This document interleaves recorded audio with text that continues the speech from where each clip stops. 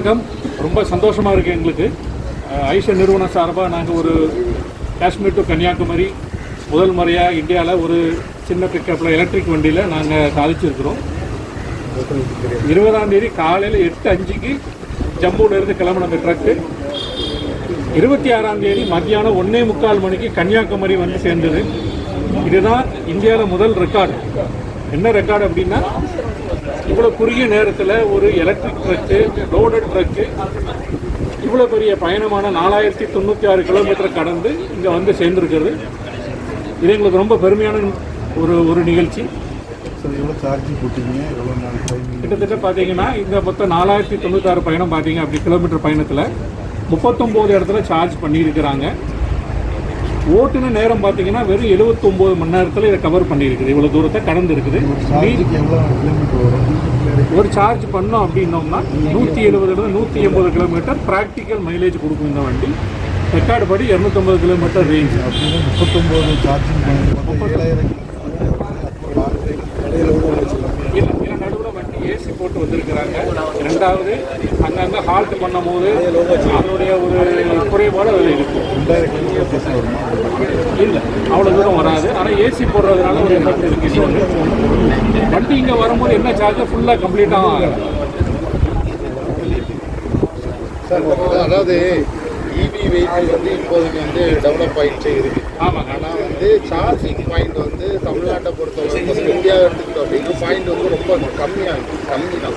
So எப்படி மக்கள் வந்து இப்போ இந்த பயணத்தில் பார்த்தீங்க அப்படின்னோம்னா, நாங்கள் எந்த இடத்துலையுமே ஐஷர் சம்பந்தப்பட்ட ஒரு நிறுவனத்துடைய சார்ஜிங் பாயிண்டில் வண்டியை சார்ஜ் பண்ணல.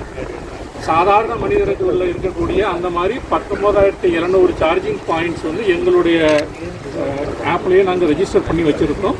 அதுக்கு மேலேயும் இந்தியாவில் இருக்குது. இன்னைக்கு தமிழ்நாட்டுக்கு லான்ச் ஆகுது. இந்த வண்டி லான்ச் ஆகி கிட்டத்தட்ட ஒரு 8-9 மாதம் ஆச்சு. ட்ரையல் நாங்கள் இப்போ பண்ணியிருக்கிறோம் காஷ்மீர் டு கன்னியாகுமரி. இந்த வண்டி வந்து 50% சாஃப்ட்வேரோட உதவியில் இயங்குது. பை ரோடு ஏதாவது சர்வீஸ் தேவைப்பட்டுச்சுன்னா இன்ஜினியர்ஸ் அவைலபிளாக இருக்காங்களா? சர்வீஸ் சென்டர் அவைலபிளாக இருக்குதா? ஆமாங்க, நல்ல கேள்வி. வண்டியோடைய சர்வீஸ் இன்டர்வல் பார்த்தீங்கன்னா 30,000 கிலோமீட்டருக்கு ஒருக்காக இந்த வண்டியை சர்வீஸ் பண்ணணும். ரெண்டாவது, இந்த வண்டியை நம்ம ஒரு மார்க்கெட்டுக்கு அறிமுகப்படுத்துகிறோம் அப்படின்னோம்னா அதுக்கு முன்னாடியே அந்த மார்க்கெட்டில் ஒரு டீலர்ஷிப்பு, குறைஞ்சபட்ச ஒரு ஒர்க் ஷாப், அங்கீகரிக்கப்பட்ட ஒரு ஒர்க் ஷாப் இதுக்கு இந்த ப்ராடக்ட்டுக்கு தனியாக நம்ம கொடுத்துக்கலாம். இதை ஸ்டார்ட் பண்ணி தமிழ்நாடை பொறுத்த வரைக்கும் பார்த்தீங்கன்னா சென்னை, சேலம், ஈரோடு, கோயம்புத்தூர், மதுரை, திருநெல்வேலி இந்த எல்லா இடத்துலையும் ஒர்க் ஷாப் இருக்குது. திருச்சியில் ஒரு ஒர்க் ஷாப் இப்போ வந்துருக்கு. இதே மாதிரி தான் எங்கெல்லாம் ப்ராடக்ட் அறிமுகப்படுத்தி இருக்கிறோமோ அந்த எல்லா இடத்துலையுமே ஒர்க் ஷாப் இல்லாமல் நம்ம எங்கேயுமே வண்டி விற்பனைக்கு அனுமதிக்க வேண்டும்.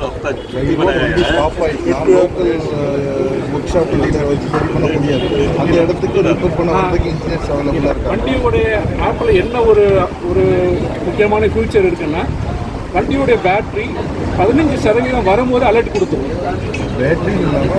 நம்பர் வண்டி வழியில் பிரேக் டவுன் ஆகிருக்கு, ஏதாவது ஒரு நிகழ்ச்சி நடந்திருக்குது அப்படின்னா ஒரு லைவ் நம்பர் கொடுத்துருக்கோம். அந்த லைவ் நம்பர் நம்ம கால் பண்ணும்போது 2 மணி நேரத்தில் ஐஷூருடைய ஒரு ஒர்க் ஷாப்புடைய வண்டி அந்த இடத்துல வந்து நிற்கும். இது வந்து ஈஓஎஸ் நம்ம சொல்லுவோம், ஐஷூர் ஆன் ரோட் சர்வீஸ்ன்னு சொல்லுவோம். 2 மணி நேரத்தில் அந்த வண்டி சர்வீஸ் வண்டி பிரேக் டவுன் வண்டிக்கிட்ட வந்து நிற்கும். என் பேர் மகேஷுங்க. ப்ரைஸ் எவ்வளோ டிசைட் பண்ணியிருக்கீங்க? மற்ற வெஹிக்கிளோட கம்மியாக இருக்குதா ப்ரைஸ்? சார், விலை வந்து பார்த்தீங்கன்னா பொருளுக்கு தகுந்த விலை வண்டியில் நம்ம சொல்கிறோம். வண்டியோட உள்ள ஃபியூச்சர்ஸ் இதுக்கு தகுந்த மாதிரி விலை இருக்கும். எவ்வளோ இருக்கும் சார்? மார்க்கெட்டில் இன்னும் இருக்கக்கூடிய பிக்கப்போட ஒரு ரேஞ்சுக்குள்ளே தான் இருக்கும். அது நான் இப்போ பப்ளிக்காக விலையை சொல்ல முடியாது. ஆனால் எலக்ட்ரிக் வெஹிக்கிள்ஸ் எப்போவுமே டீசலை விட கொஞ்சம் அதிகமாக இருக்கும். எலக்ட்ரிக் ரேஞ்ச் ப்ராடக்ட்ஸ் பார்த்தீங்க அப்படின்னா கம்மியாக தான் இருக்குது. அதனுடைய அந்த ஒரு பேண்டுன்னு சொல்லுவாங்க, ப்ரைஸ் பேண்டுன்னு சொல்லுவாங்க. அந்த பேண்டுக்குள்ள நம்மளுடைய வண்டி இருக்குது. ஃபிட்னஸ் எத்தனை வருஷம் கொடுத்துருக்காங்க? இப்போ டீசல் வண்டி 15 வருஷம் கொடுத்துருக்காங்கல்ல, ஃபிட்னஸ் எத்தனை வருஷம்?